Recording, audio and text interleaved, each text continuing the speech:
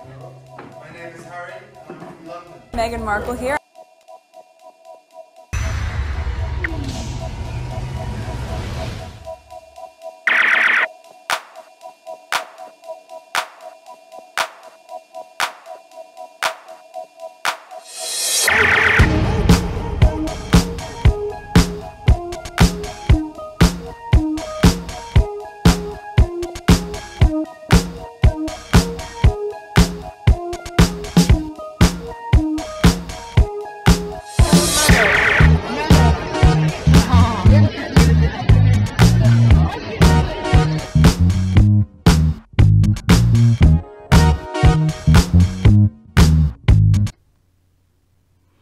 Okay, today is January 10th, 2022. It's 2:08 a.m.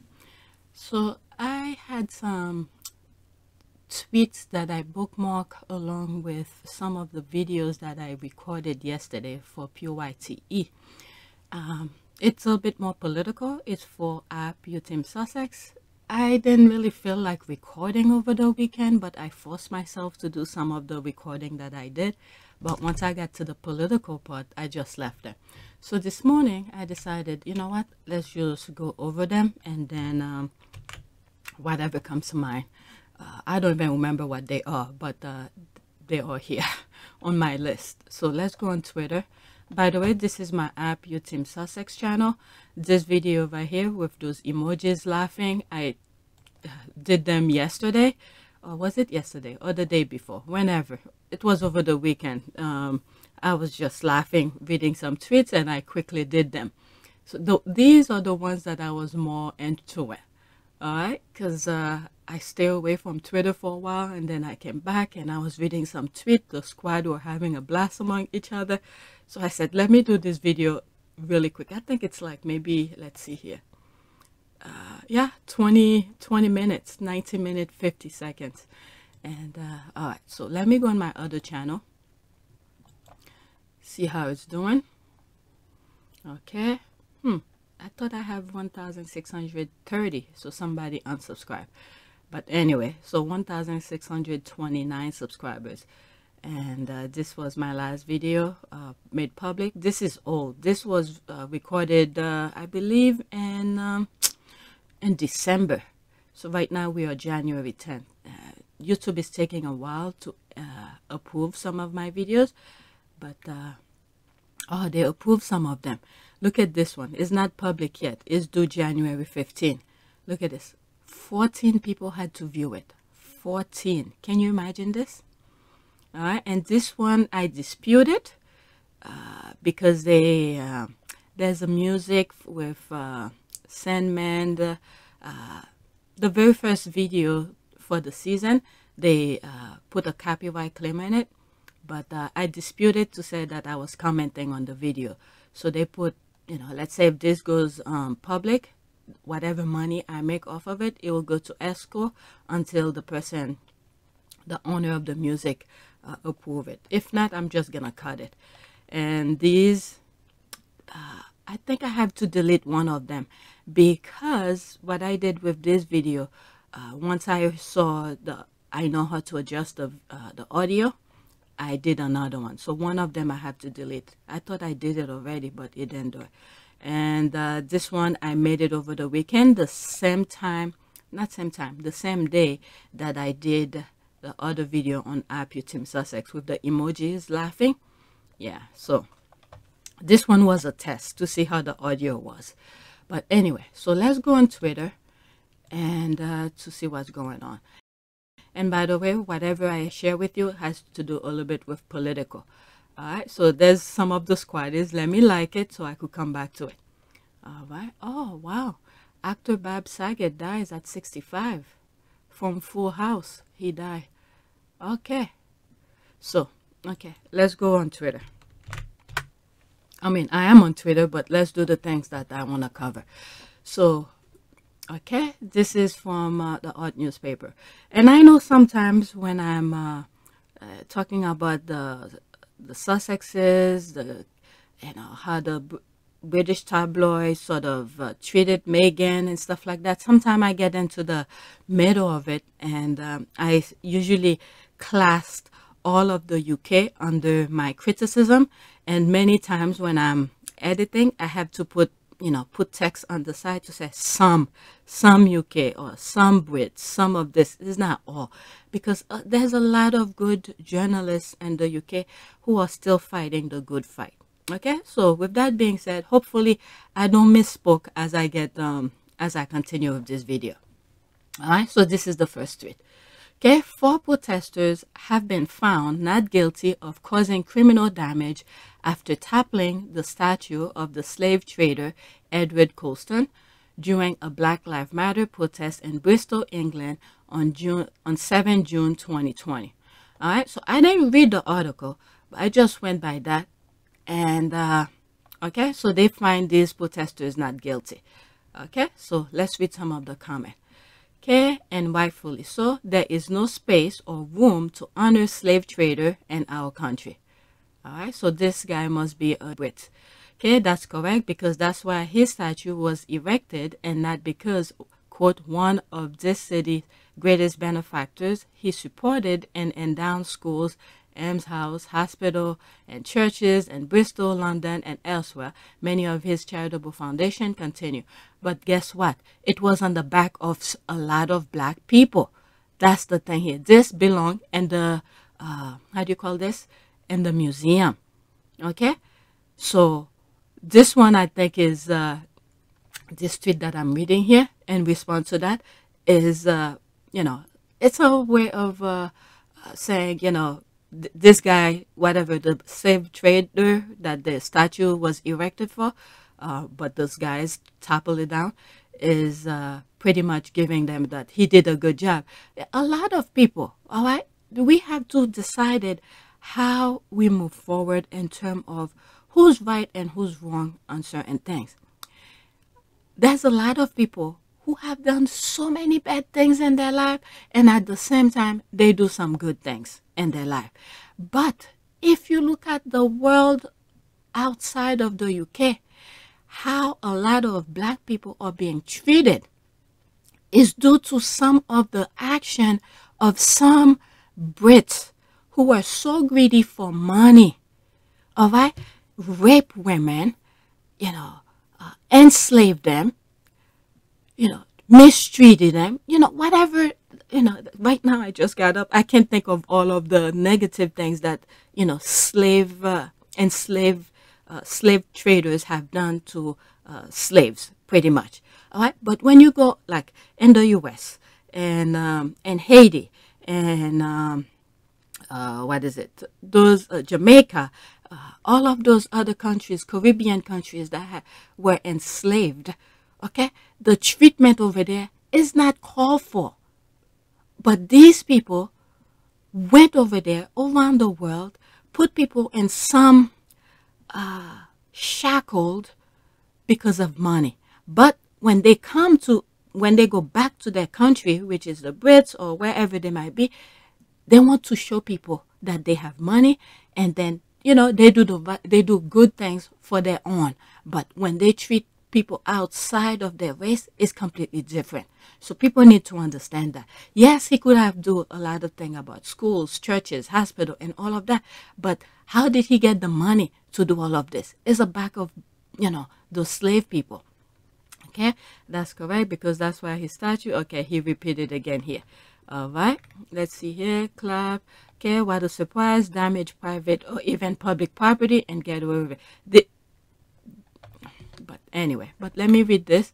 Okay, good call. Statue dumb anyway. If it was me and I was decent person that actually did something great in society to merit statue, I'd rather have that money spent as a donation and my name to a cause that was important to me. Okay, it'll be so much more substantial memorial. Next tweet. All right, everybody have a different view of stuff. They belong in museum if this is the case of stuff. All right, that's just my humble opinion, and that's from somebody outside of the UK. All right, next tweet. All right, this is Law and Policy again. Blog. The rule of law and the Colston Four, which is the same tweet from previously, and why a jury acquittal shows a legal system working and not being undermined. Okay, today's Law and Policy post. Alright, so he did, let me go in it, because usually that's from David Allen Green. Usually when he does his review of stuff, it's really good. Alright, this is the next one. This is the article, and I'll put the link in the description for you guys to check anyway. Alright, the rule of law in the Colston Four and why a jury acquittal shows a legal system working and not being undermined. The Colston Four defendants have been acquitted by a jury. Some are contending, like this former cabinet minister, that this acquittal undermined the rule of law. Okay, there's this, Robert Jenrick. We undermine the rule of law, which underpins our democracy. If we accept vandalism and criminal damage are acceptable form of political protest, they aren't, regardless of the intention. Okay, that contention is incorrect. All right, so this is David Allen Green, who's responding to this tweet right here. All right, acquittal is as much an aspect of the rule of law as a conviction. Criminal courts can acquit as well as convict. Both can be the outcome of the application of due process in a particular case. The Colston Four were acquitted by a jury, and the defendants did not deny the essential fact. It can be open to a jury to do this, and this informative Guardian article set out many other examples. A jury returning a verdict that they are entitled to return is an example of the law in action and not of a legal process undermined. This is not to say that juries are perfect. Indeed, many of the greatest miscarriages of justice have come from jury verdicts. Juries do not always get things right, but the constitutional importance of juries is not so much for the decision they make, but for the decision they take away from others. Okay, so that makes sense. I bet if they had found them guilty, these people like that, Robert Jenrick will probably be happy with the verdict, but because this is not what he was hoping for. Because what you get here is that many of these MPs are setting rules and regulation to prevent people from protesting. All right, so that's that. Let's see here. The state may arrest, charge, and prosecute a person, but they cannot convict and punish a defendant pleading not guilty to a serious offense without a jury trial. Okay?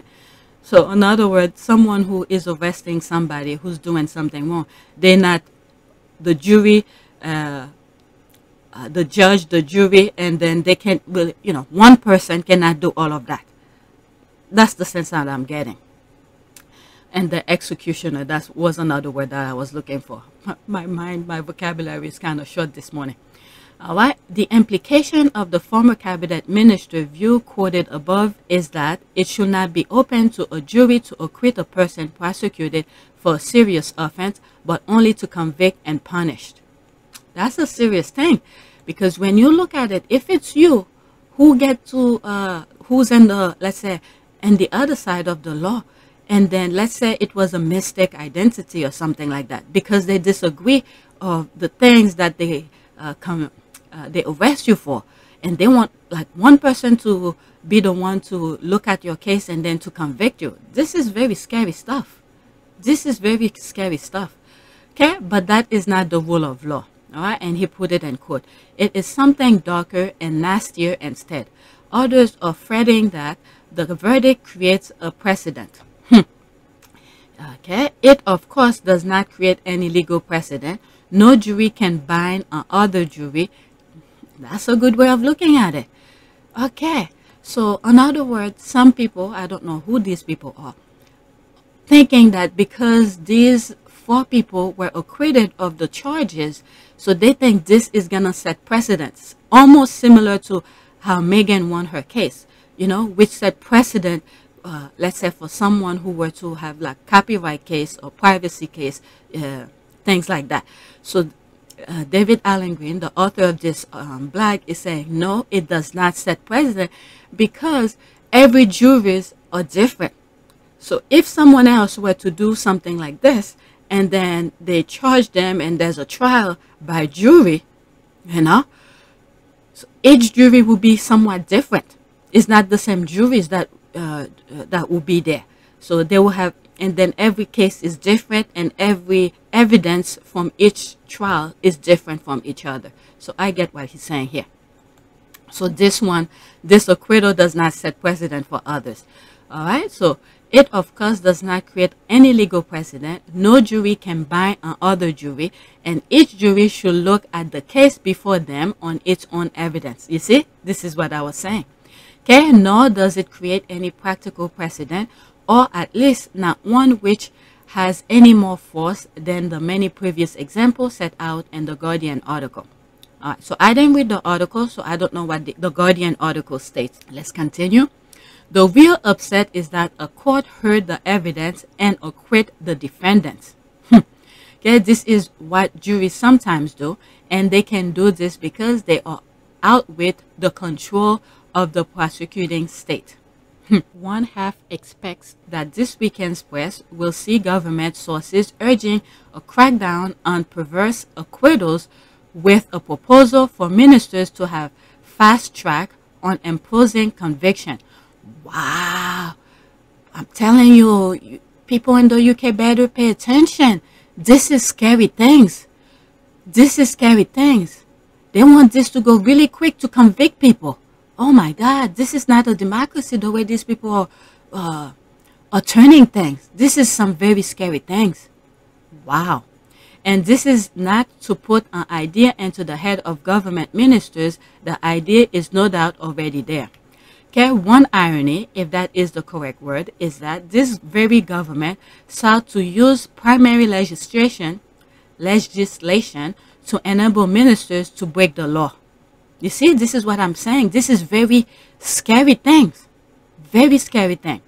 That proposal, over which the Advocate General and the Treasury solicitors resigned, and the recent knighted former Lord Chancellor did more to undermine the rule of law than any verdict of a Bristol jury. And as I'm reading this, one of the things that crosses my mind, because right now, in the time that we are in, the type of people who are doing journalism, who are being empowered to do, to put the law, to write the law, are young people with some crazy mindset, crazy idea. And that is very scary also for people who will be potentially be a judge. So I'm telling you, UK better open its mind, its eyes, to see what's going on, because by any given time, it could be you who've done one minor thing that's very innocent, but because these people don't like what you did, they could easily arrest you to be convicted and be put in prison for some stupid things. So this is very scary. Again, let's not forget, because I'm in the US. The US is going through some crazy stuff, but we are still fighting. Okay? And the current hyper-partisanship of modern politics mean that if, say, a group of fox hunters were acquitted by some Shire County jury, the same people who are jeering the Bristol jury will be jeering the Shire County jury instead. But juries are juries. They make mistakes, but they are independent of state prosecutors. Okay? And the noise of government supporters unhappy with a jury's decision is the sweet sound of a working constitution.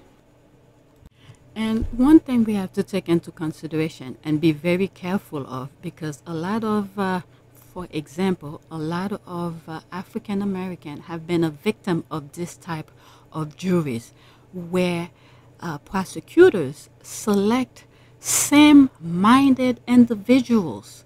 Okay, for instance, back in the days when they when they arrest a black person, but because of racism, they select all white jurors to convict a black person. So I could easily see this happening, and not in the same in terms of racism, but in the same manner with the UK, where some of those whoever select juries make sure to select people who have the same minded kind of idea.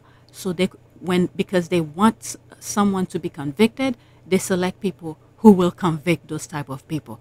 When in fact, when they are selecting juries, it should be variety, different background, different mindset of people to come together to come with a, you know, the same kind of verdict, whether to convict, acquit, or guilty kind of thing. So learn from history. Things like that have happened before. So I could see a very kind of dangerous path going on with this, because this type of tactic have been done before. Okay, and the noise of government supporters unhappy with a jury decision is the sweet sound of a working constitution. Okay, thank you for reading. Okay, so that's it. So this is his thing if you want to help him support those independent writers over there. All right, so that was a very good one. I'll put the link in the description and you could check it out. Where did I put the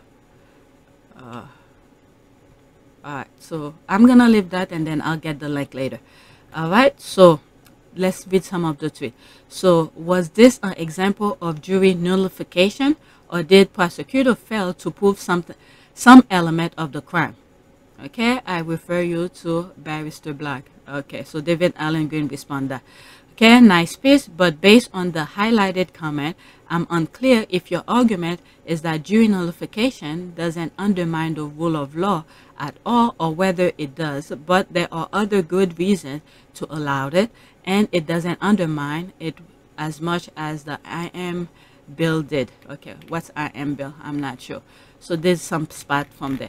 All right, so everybody's putting their how do you call this, their decision, their opinion in there. Let me read that one and then that's it. Okay, appear to have forgotten that his own party aimed to break the law in limited and specific way. Clearly has no idea how our law or jury worked. Okay, so I see what this person is saying, because things that I've shared with you on other videos, where was it the party that was doing, was it 2021 or something, the previous Christmas, that they get together when people were supposed to be social distancing, this kind of thing, but they break the law anyway. I don't know what happened to this. So this is what this person is saying. It appears to have forgotten that his own party aimed to break the law. So that's the thing here. If they said they were convicted of the social, the party that they did on that Christmas party, whatever that they did, and then there was a jury, they most likely will be convicted, because during that time the law was to not be together, to not conjugate. All right, let's go to the next tweet. I skipped some of the comments on those tweets. All right, this is another one here. Okay, this is David Ladengray. Okay, jury verdicts do not undermine the rule of law. Jury verdicts are part of the rule of law. An acquittal is as much an aspect of due process as conviction. The Colston Four defendants were prosecuted. The court heard their evidence and they were found not guilty. All right, so he retweeted this person again. All right, he had put it him in his blog, by the way. We undermine the rule of law, which underpins our democracy, if we accept vandalism and criminal damage are acceptable forms of political protest. All right, so it seems like, oh no, it's not. I thought he retweeted some of his, the blog that I just read. Okay, the implication of Robert Jenrick's position is that a court should only convict and punish those whom the state prosecutes, but that is not the rule of law, but something darker and nastier instead. Half expect this weekend's press to carry news of a crackdown on perverse not guilty verdict with the power of ministers to fast-track conviction. So some of the things that was on the article is repeated here. The noise of government supporters being annoyed with the court is the sweet sound of a working constitution. Yeah. All right. I vaguely remember a history lesson where the teacher said that if juries keep acquitting people for a particular crime, it was a strong signal to change the law. Good to know my schooling wasn't completely wasted on me. Based on the article where I guess some PM are trying to do like fast track to convict people, to process the thing really quick and stuff like that. But anyway, let me move on because I'm not over there. I don't know too much. I just want to share some of the things that I saw and that were very interesting. All right, so now this is a different perspective. It's not David Alan Green now. All right, let's see. One thing about the Colston Four acquittal, the government should see as a warning. Criminalizing protests you don't approve of, as is happening through the policing bill, will have the opposite effect you want. Politicization of the court and juries and more unlikely acquittals. Okay, the Colston Four case was criminal damage, so the acquittal was unusual.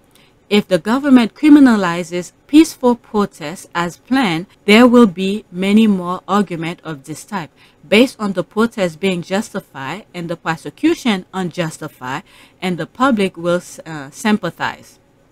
Very interesting. That's another take of that as well.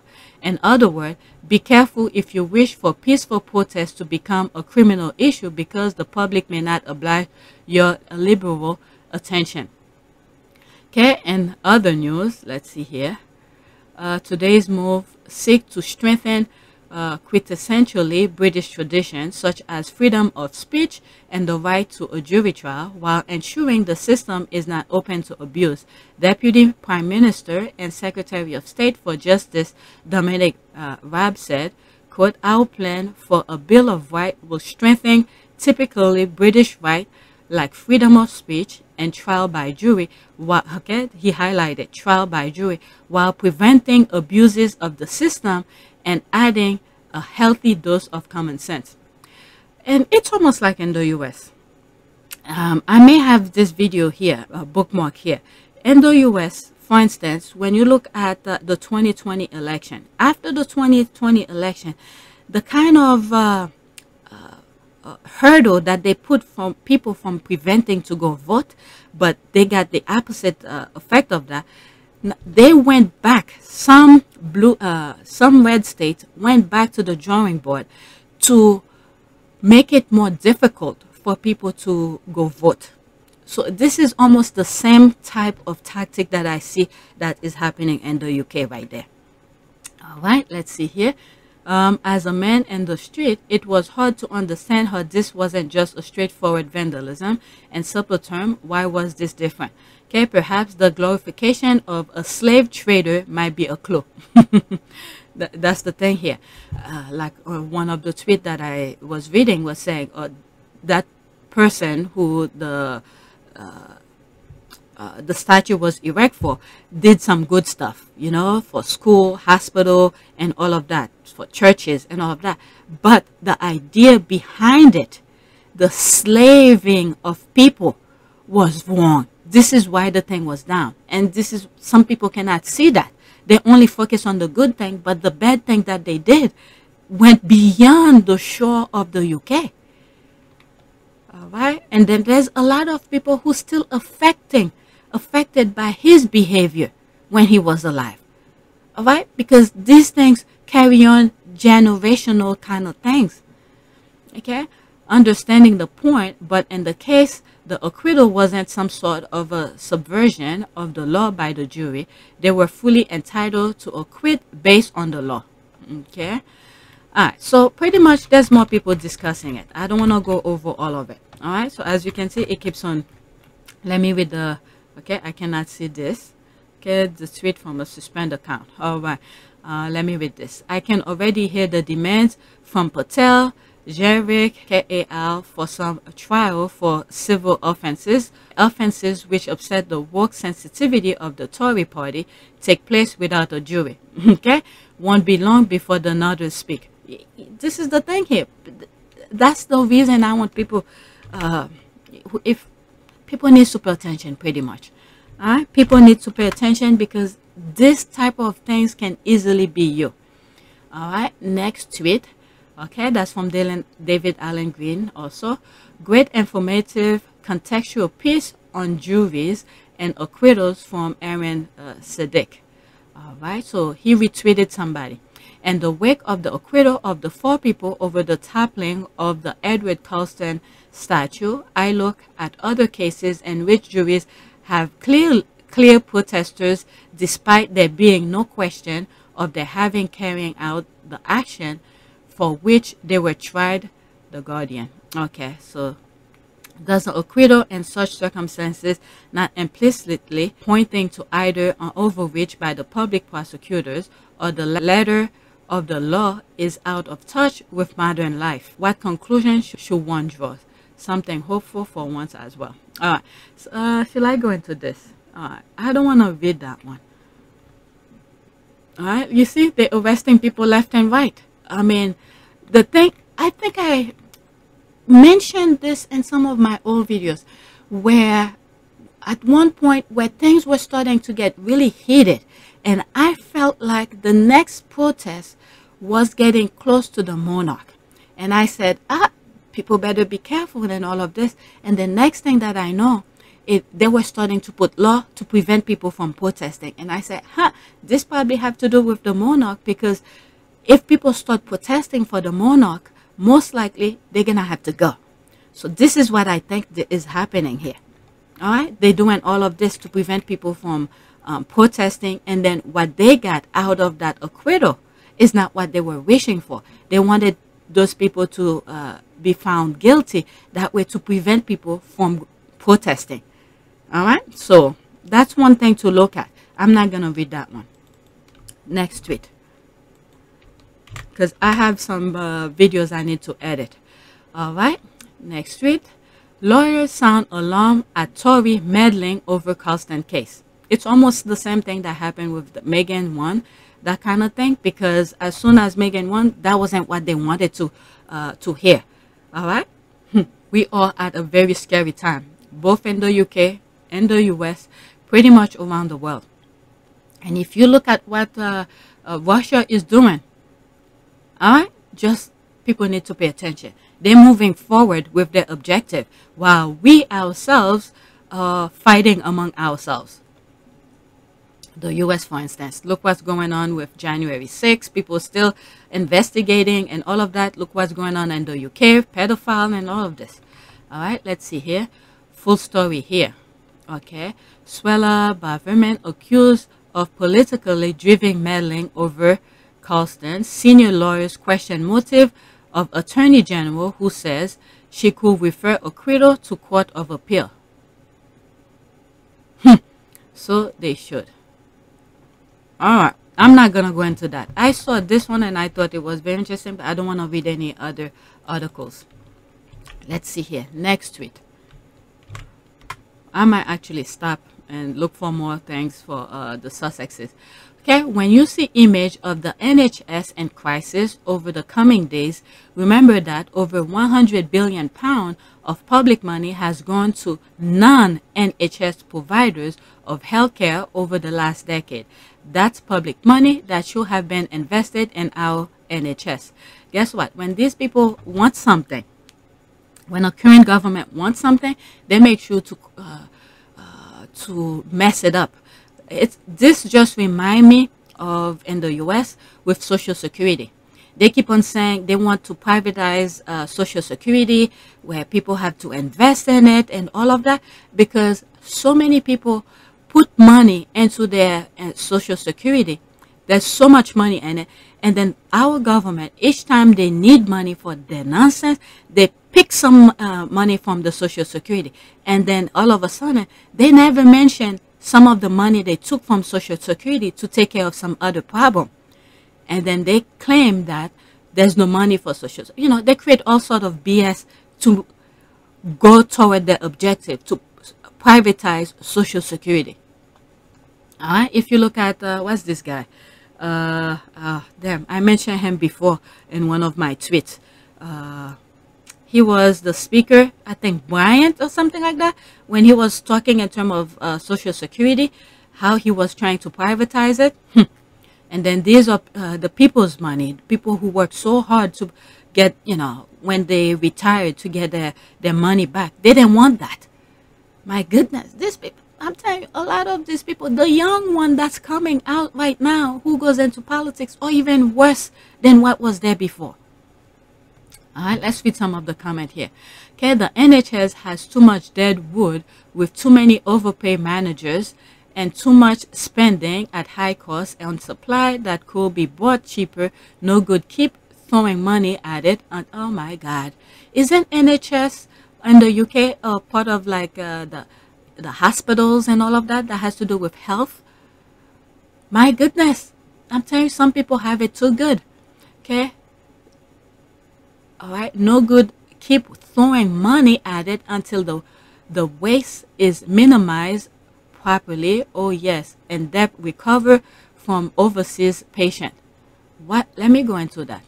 That might be the only tweet that I get. The spending across public sector is a joke. Schools are the same as NHS, paying high prices for food and a creep from suppliers who milk the system.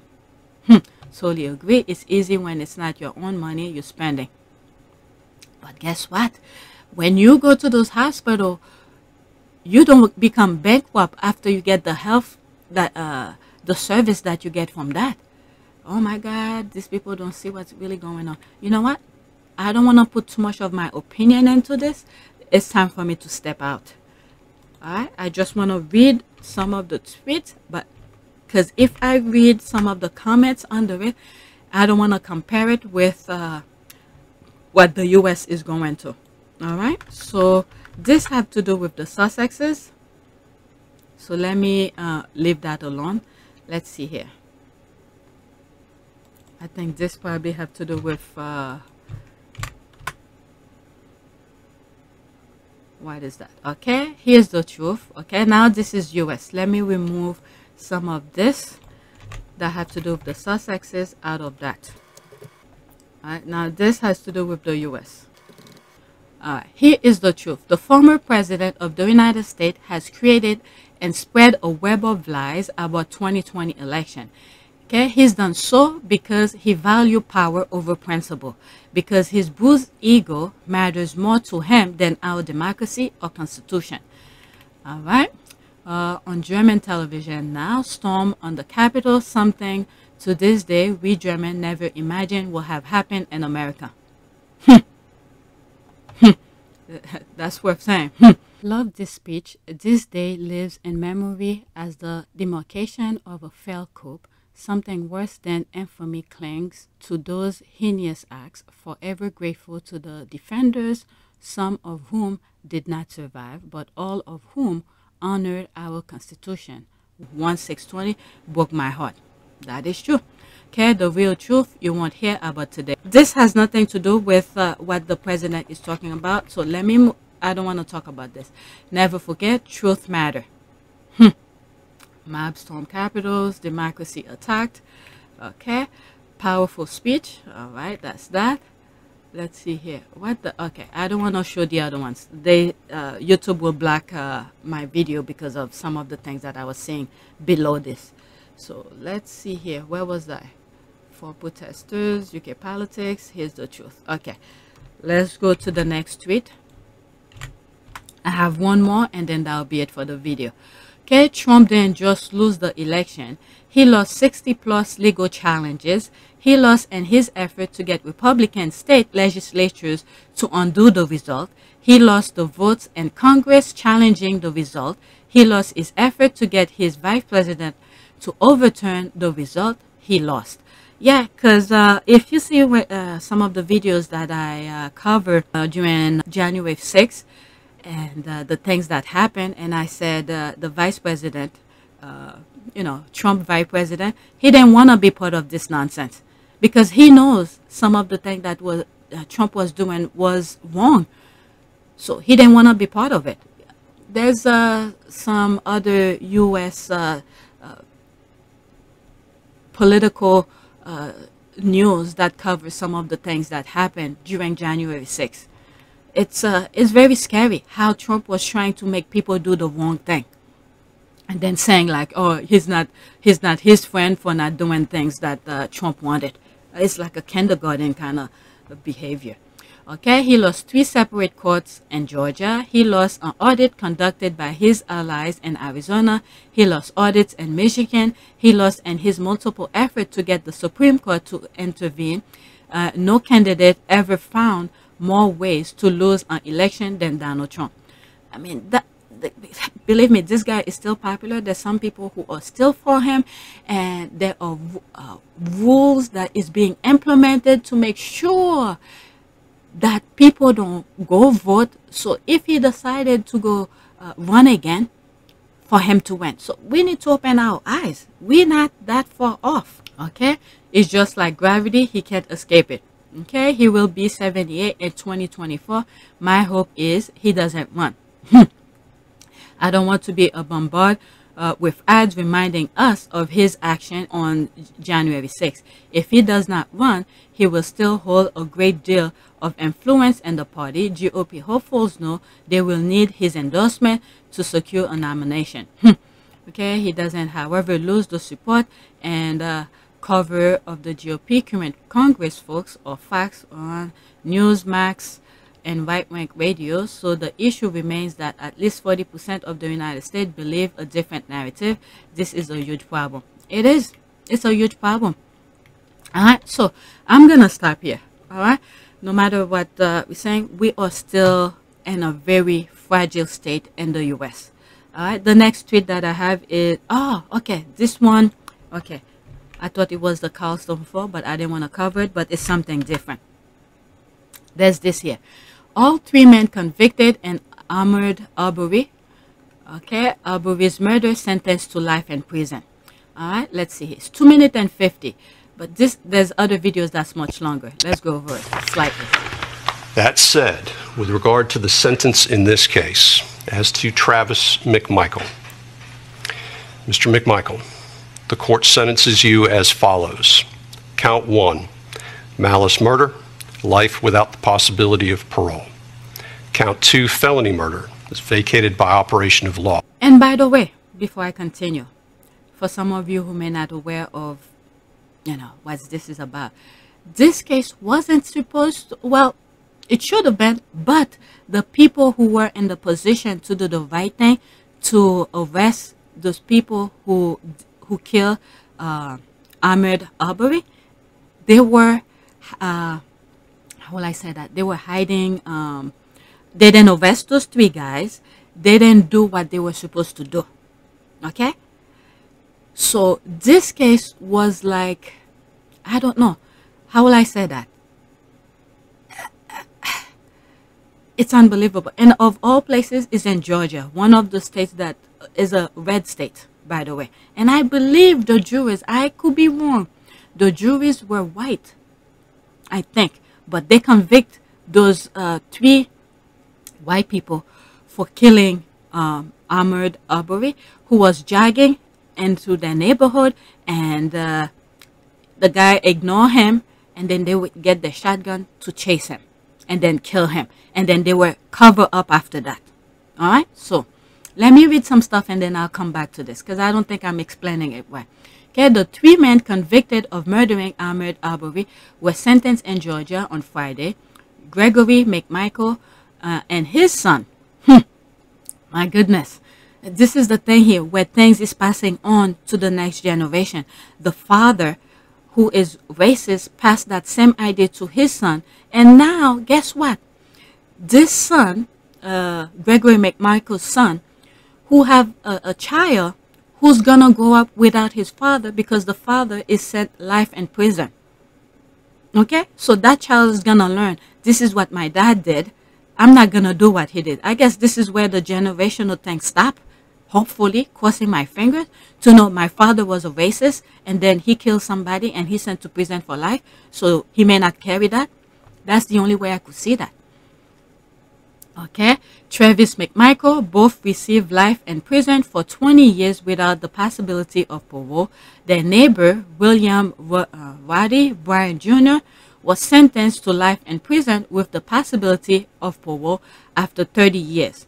The three men were found guilty on multiple counts of murder for the killing of Ahmaud Arbery, a 25-year-old black man fatally shot while out for a jog on February 23rd, 2020.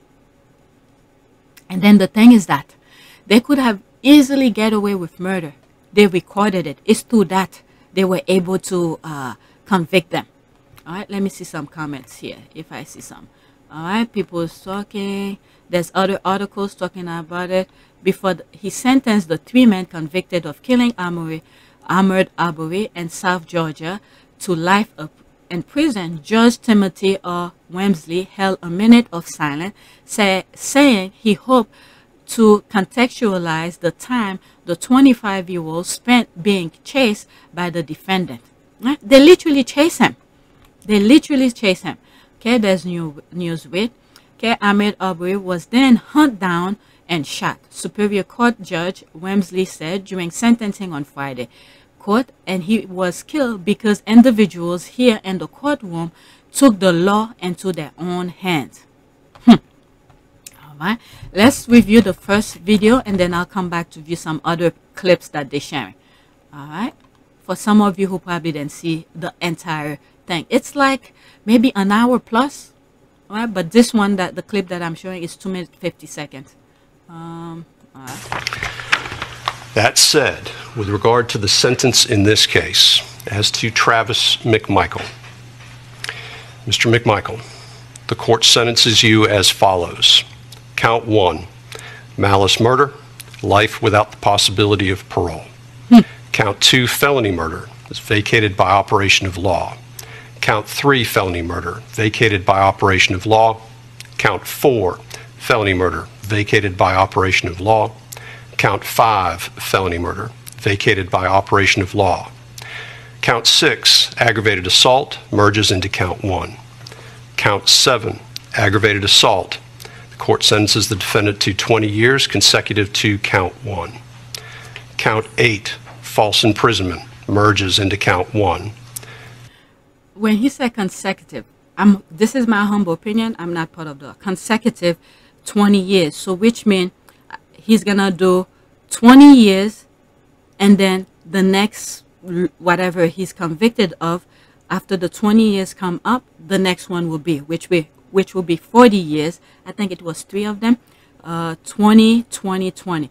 Because sometime I heard that when they have certain guilty of certain charges where those years can be stacked, where instead of 20 years plus another 20 years plus another 20 years, which will equal to 60 years, where it will be 120 years, where everything is, they count them in one, like each year that happened, it will be for all 3. This kind of thing. I don't know. I probably make it more confusing than the way that I'm saying it. Count 9, attempted false imprisonment, 5 years concurrent to count 7. That is life plus 20. Life plus 20. Greg McMichael, the court sentences you as follows. Count 1, malice murder. What's life plus 20? What does that life plus 20? Life meaning like if you died over there plus 20 years, or I don't know, but let me not interrupt trying to interpret it. I do not know. Defendant was found not guilty. Count 2, felony murder, life without the possibility of parole. Count 3, felony murder, vacated. When I say vacated, it's vacated by operation of law in all cases. I'm not going to repeat it. Count 4, vacated. Count 5, vacated. Count 6 merges into count 2. Count 7, aggravated assault, 20 years consecutive to count 2. Consecutive. Count 8, 10 years concurrent to count 7. Count 9, 5 years concurrent to count 7. That is life plus 20 years. Roddy Bryan, I do want to separate a little bit because the state is making a different recommendation. So the court recognizing that Mr. Bryan's position is different. Again, Mr. Bryan was found not guilty on count 1 and count 2. The court sentences Mr. Bryan to life with the possibility of parole on count 3. Count 4 is vacated. Count 5 is vacated. So in other words, they're sending him life to prison, but at a certain amount of years, let's say once he reached 30 years or something like that, they could bring his case to a parole to see if they could let him go or something like that. I mean, look at this. Oh man, they're carrying their hate. You know, that brings to the attention where this If people, racists who do those kind of behavior are prosecuted and then found guilty, they'll stop doing, okay, acting their stupid mindset, that kind of belief of racism. That should bring alarm to some of those racists over there and said, look, if I do this, this could be me. Look at, this is an old man. I don't know how old is he, but at this age, you don't want to be in prison. Wow. But let's continue. It's almost done, by the way, this video. Count 6, the defendant was found not guilty. Count 7 merges into count 3. The defendant is sentenced to 10 years consecutive to count 3 on count 8 and 5 years concurrent with count 8. Both of those counts, though, will be suspended sentences, which gives Mr. Bryan a life with the possibility of parole sentence. Okay, a life with a possibility of parole. Pretty much he's getting life, and then at a certain time, there could be a review of his case to see if he could get parole. I don't know. But anyway, all right, let's see. Those are the sentences. The court. Shh. This is scary. There's more videos here. Let's see this one. All right, let me go. This is the kid they kill. And I found out, you know what's really painful? This Ahmaud Arbery was born on Mother's Day. Oh my God, when I heard that, it rips my heart out. Can you imagine this? A mother had to bury her son in this type of situation. This was heart-wrenching when I found this out. I was like, oh my God.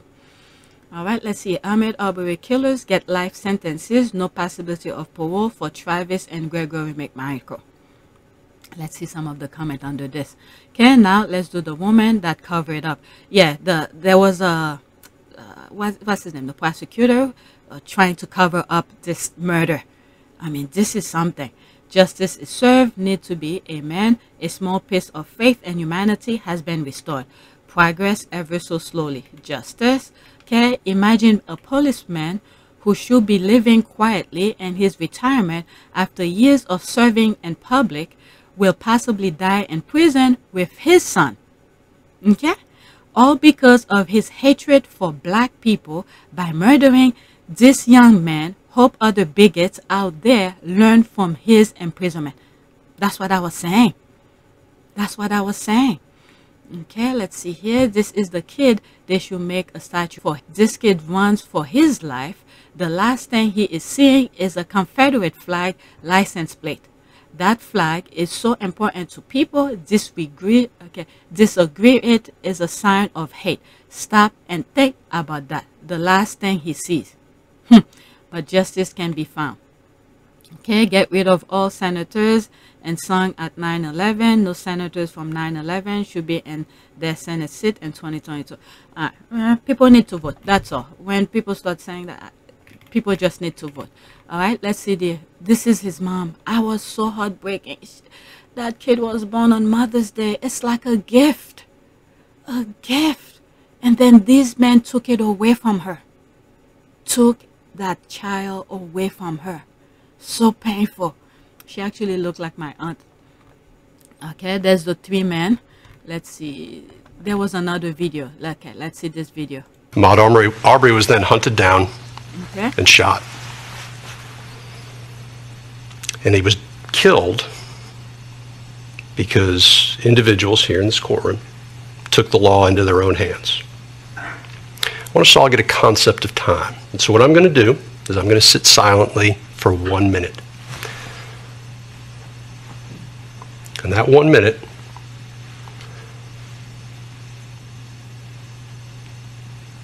represents a fraction of the time that Ahmaud Arbery was running in Satilla Shores. My goodness.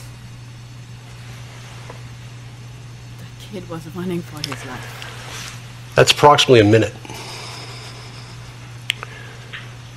Again, the chase that occurred in Satilla Shores occurred over about a 5-minute period.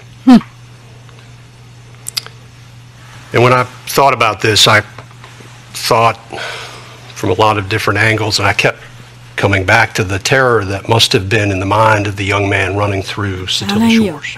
And after Ahmaud Arbery fell, the McMichaels turned their backs. It's, again, a disturbing image, and they walked away. My God. This was a killing. It was callous,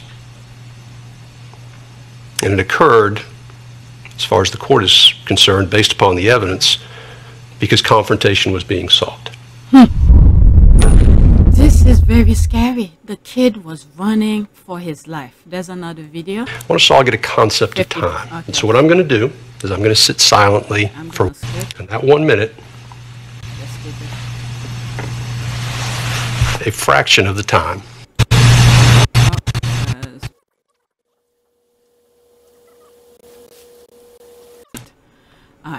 This prosecutor was really good. Let's see how much. The state 2 would minutes. ask. Let's listen to it. The state would ask for a condition imposed along with this sentence, and that is this: that the defendants are not allowed to make any money off of their actions, such as a book deal, a movie deal, social media deal, or anything along any way, shape, or form. Make any money off of this experience, this conviction, and this. I heard a good portion of this. I didn't hear that part.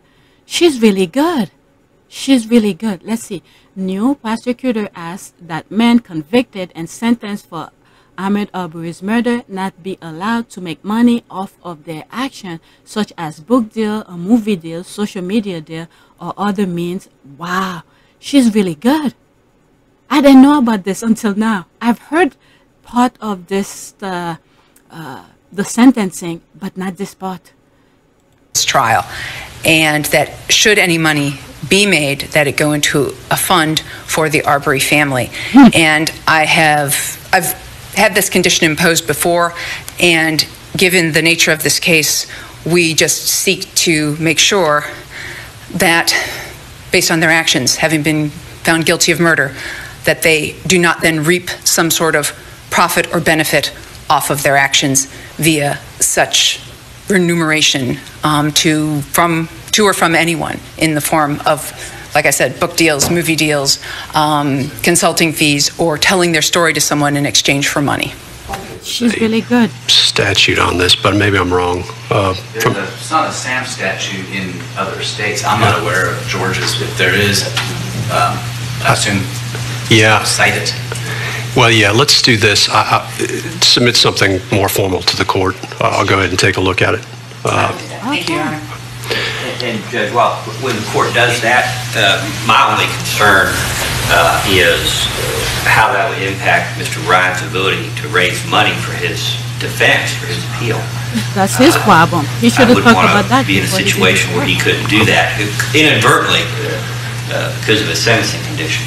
Yeah, no, I understand the request, but I don't want to just offhandedly grant the request without understanding exactly what the terms are that the court is seeking. So I understand the judge and I understand the prosecutor, but the other guy who's defending those killers, I mean, he's looking out for his people because he wants his chunk of his money too. But the main thing is that they should have thought about all of that before they killed that child, that guy, Ahmaud Arbery. And with the judge, I can understand. He doesn't want to on top of his head when, sometimes it's good to sit down and process things.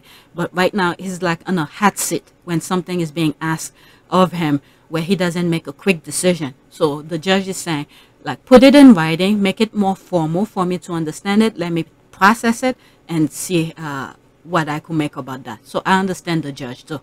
All right. I'd like something in writing from the state explaining what exactly the terms are that the state would be seeking with regard to the condition. And then I guess address that once that's come in more formally with defense counsel. Thank you, Your Honor. That makes sense. That makes sense. Let me read some of the comment on this. Okay, a great day for those who truly believe in justice. Hopefully we get to a point one day where this type of justice is normal to us and not some rare event we celebrate on Twitter. Okay, this isn't justice. This is legal revenge, retribution. Justice can't ever be served when we're talking about someone's life being unjust taken. who is that prosecutor? I like her. I'm telling you. I was like, wow, I didn't even know about this part here. Her name is Linda Donakowski. She was a prosecutor for many years in Atlanta. She was the prosecutor in a case where my nephew, oh my God, was killed by two teenage brothers. The judge granted the same stipulation in that case, no profit of any kind. She is great at her job. Yeah, that's a good name to look into. She was really on top of everything. All right, let me look for another video that explains those things. All right, how many minutes? With regard to the sentence in this case, as to Travis McMichael. Okay. Mr. McMichael, the court... Okay, I saw this already. Let's see if... mentioned this today about the time period, but I do want to put that time period in context. And the only way I could think to do so may be a little theatrical, but I think it's appropriate. I want us all to get a concept of time. Okay, and so what I'm going to... that's where he took the 3 minutes. I think that's the father, the mother. Okay, there's music in the back. YouTube is gonna black it. Let's see. This judge was extremely careful to explain his rationale before handing down these sentences. He was. It was a very powerful statement that he read from the bench, talking about the actions of the 3 men, but a couple things stuck out to me. One of the things that he pointed out is that Travis McMichael and Greg McMichael, Travis McMichael, who murdered Ahmaud Arbery, shot him. His father, who was also in the truck, he says that there was a frame in the video that really stuck out to him, and that is that after the killing, they turned their backs on the young man as he was dying in the street. They were not at his side trying to help him. I mean, there are a lot of people... They're not going to try to help him when they chase him down to pretty much put him in the position that he's in to kill him. I mean, some people don't know how to mind their own business. From what I've heard is that one of them, I don't know which one of them, saw Ahmed jogging and then went and called the other one. I believe one had a child who he was feeding or whatever, playing with, left the baby to go with the father, I believe, and then go do that killing. This is sick. This is sick. People who are... And by the way, who knows how many times they've done that and they got away with it. This may not be their first time. Are looking at this case here in this state, who to this day still believe that these 3 men did nothing wrong. What? The prosecutor in her statement said that she felt that the defendants probably felt that way today. And proof of which is that the video that sort of exposed all of this was released by one of the defendants who at the time thought that it was going to exonerate him. Wow. These sentences today help disprove that notion. They are strong sentences: life in prison without parole for 2 of the other 2 defendants, life with parole for the 3rd, and even in his case, he's 50-some years old right now. He will be 80 years old before he is even eligible for parole. So this is essentially life in prison for him as well. It is a powerful verdict. It was a powerful statement. None of this, of course, will bring back this young black man who was killed. But as you heard the judge today say, there is a need to change the perspective of what is right in the streets as it relates to a young black man who did nothing wrong and was jogging through a neighborhood. This is crazy. All right, let me read this one. They lynched Ahmaud Arbery and almost got away with it if it wasn't for the video that was leaked. All right, I'm gonna stop. There's a lot of other videos with that. There's YouTube videos you guys could go check, but I think that's enough. I'm already an hour. I need to start editing. There they are. There they are. Almost got away with it. My goodness. And for this guy, I believe he has a young child. He's gonna be in prison without seeing that child every day. My goodness. Okay. So let's do a prayer. Prayer for justice, I guess. Prayer for justice. Did I? Oh, I forgot the E behind it. All right, let's see here. All right, prayer for justice. Grant us, Lord God, a vision of your world as your love will have it. A world where the weak are protected and none go hungry or poor. A world where peace is built with justice and justice is guided by love. Give us the inspiration and courage to build it. Through Jesus Christ our Lord. Amen. All right, let's do this here. I feel like I have this before. I might have to do another one. I think I have this in another video. A prayer for justice, for true justice. Oh Heavenly Father, our hearts are heavy, broken. Please give us eyes to see and ears to hear where your spirit is working. Help us to see every person the way that you see them.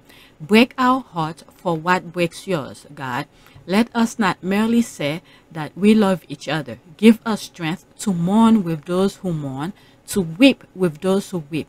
Let your justice roll like waters. Let your righteousness and love flow from us like rivers of living water. Purify our hearts, Lord, and fill us with genuine hunger for justice, for mercy, and for true peace. Heavenly Father, let justice and mercy start with me. In Jesus' name, amen. All right. Let's do this one. I see here. Oh my God, it's so small. Social justice. All right. Let's see if I could see it. If I can't, if I'm making a lot of mistake in reading it, I'm just gonna change it. Quote, Lord Jesus, look with tender mercy upon the multitude of our days who bear the indignities of justice everywhere. Raise up leaders in every land dedicated to your standard of order, equity, and justice. Grant unto us, Lord Jesus, the grace to be worthy members of your mystical body, laboring unceasingly to fulfill our vocation and the social apostolate of your church. Sharpen our intellects. We need, our mind needs to be sharp. We need to understand things, have understanding of things. Sharpen our intellect to pierce the pettiness of prejudice, to perceive the beauty of true human brotherhood. Guide our minds to a meaningful understanding of the problem of the poor, of the oppressed, of the unemployed, of all in need of assistance anywhere. Guide our hearts against the subtle lure of earthly things and undue regard for those who possess them. May we hunger and thirst after justice always. Amen. Catholic prayer for social justice. This one was very small. All right, you guys could read along. I'll enlarge it when I'm editing it, so you guys could read along. But that's it. Please take a moment to subscribe, like, and share. If you want to support my channel, there's a PayPal link in the description. You could help support this channel. So that's it. I need to start editing. I need to give my computer up today. Thank you for your support. Harry, sit down. Just sit. Just sit.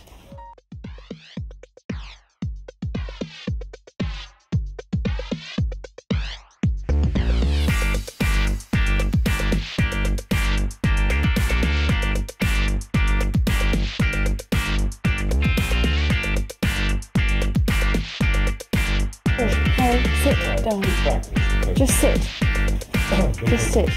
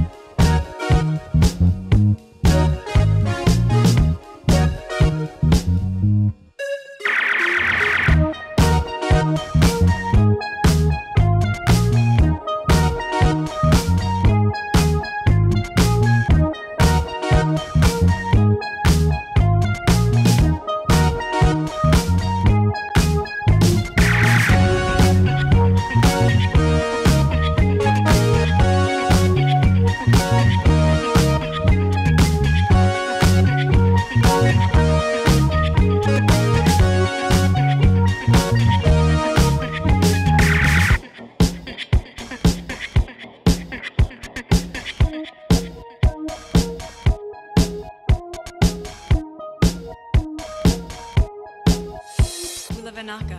It is a great privilege to be with all of you today.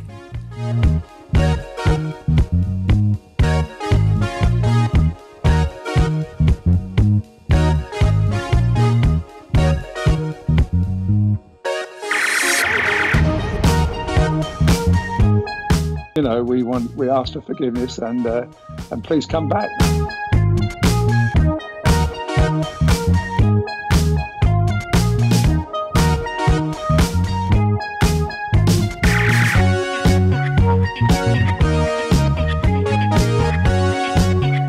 As you saw me find the love and happiness that I'd hoped for all my life.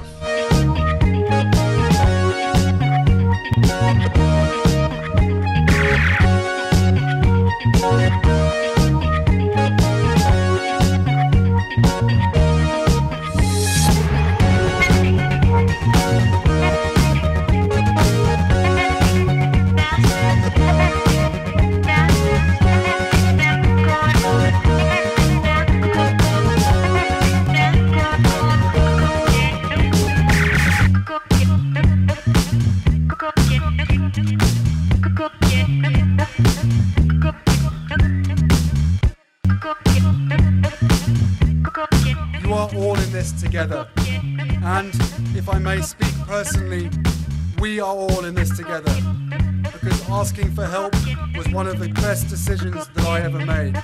You will be continually amazed how life changes for the better.